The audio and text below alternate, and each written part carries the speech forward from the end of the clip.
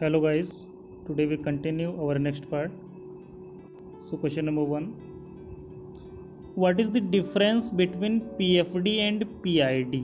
PFD और PID में क्या difference होता है?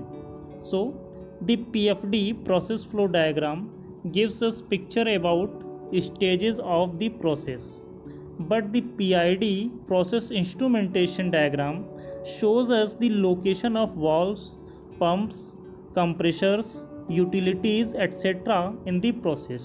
तो पीएफडी और पीआईडी में क्या डिफरेंस होता है? पीएफडी हमारा प्रोसेस फ्लो डायग्राम होता है जो कि हमें पिक्चर देता है स्टेजेस अबाउट दी प्रोसेस में कौन सी स्टेजेस यूज़ हो रही हैं उनकी हमें पिक्चर देता है ये प्रोसेस फ्लो डायग्राम। जबकि पीआईडी हमें क्या देता है?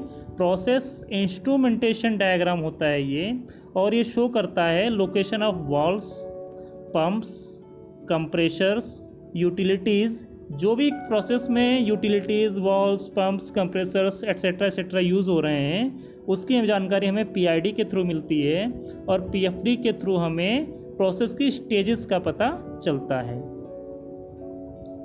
Next, what is the MOC of heat exchanger? Heat exchanger की एमओसी क्या होती है? Material of construction. Heat exchanger किस मटेरियल से बना होता है?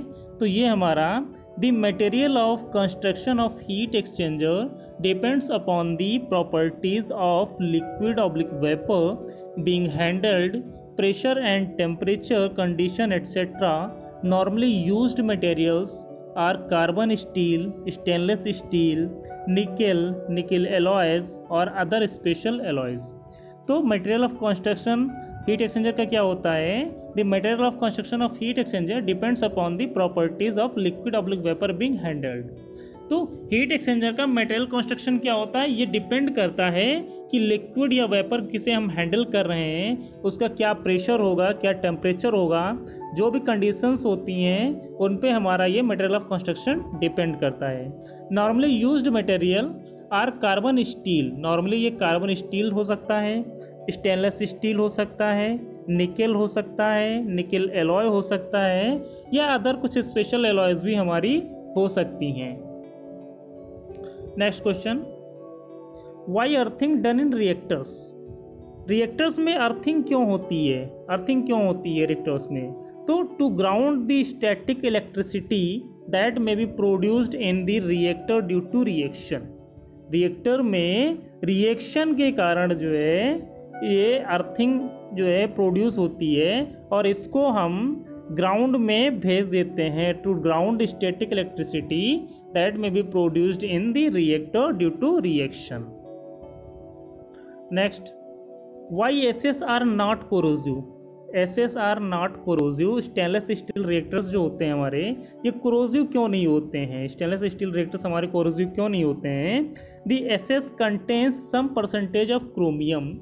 The chromium reacts with oxygen which is present in air to form Cr2O, which prevents further oxygen to react with iron of SS to form rust।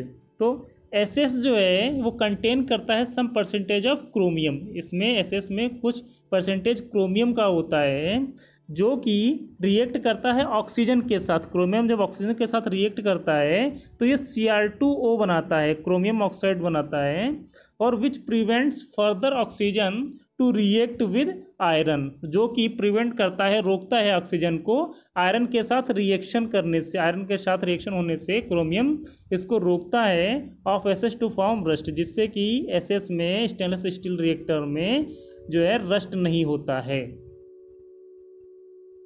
Next, when vacuum distillation is needed? हमें vacuum distillation की need कब होती है?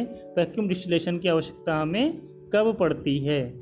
In case if this substance being distilled may degrade before it reaches its boiling point, we have to boil it a lower temperature than its boiling temperature.